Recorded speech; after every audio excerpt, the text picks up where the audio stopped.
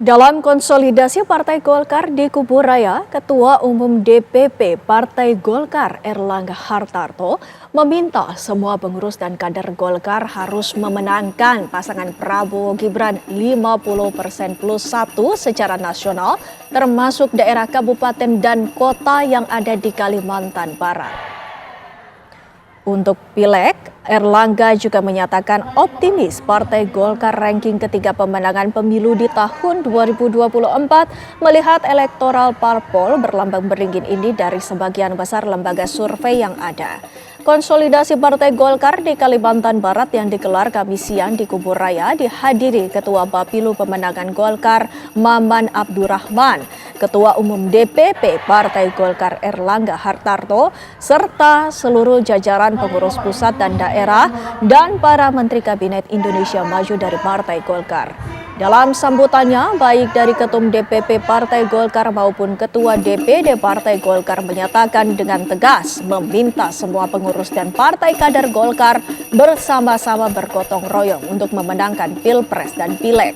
Secara nasional, Ketua Umum DPP Partai Golkar Erlangga Hartarto menyatakan pasangan calon Presiden Prabowo dan Cawapres Gibran bisa menang satu putaran secara nasional, termasuk di Provinsi Kalbar dengan perolehan suara 50% plus 1. Hal ini karena Partai Golkar adalah partai pertama yang mendeklarasikan pasangan Prabowo Gibran sebagai Capres dan Cawapres dalam Rapimnas Golkar.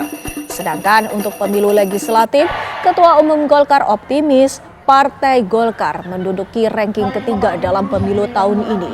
Jika dilihat tren trafik elektoral Partai Golkar yang meningkat dalam sepekan terakhir. Sementara itu, Ketua DPD Partai Golkar Kalbar Maman Abdurrahman dalam sambutannya di acara konsolidasi Partai Golkar Kalbar optimis bisa memperoleh 3 kursi di parlemen baik dari Dapil Kalbar dan Dapil 2 Kalbar dan 12 kursi di DPRD Provinsi Kalbar. Target secara nasional kan kalau menang 50 plus 1.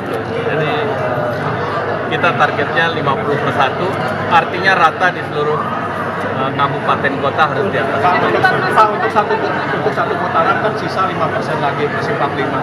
Sementara di satu sisi pemilih Golkar yang memilih Pak Prabowo itu masih 65%. Nah itu kita akan naikkan ke 80. Dengan demikian akan menaikkan signifikan.